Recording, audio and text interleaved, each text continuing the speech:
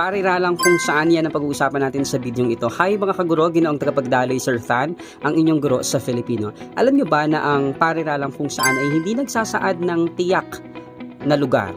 At hindi rin ito katumbas sa wikang Ingles ng we're in, no? Pansinin natin ang pangungusap sa itaas.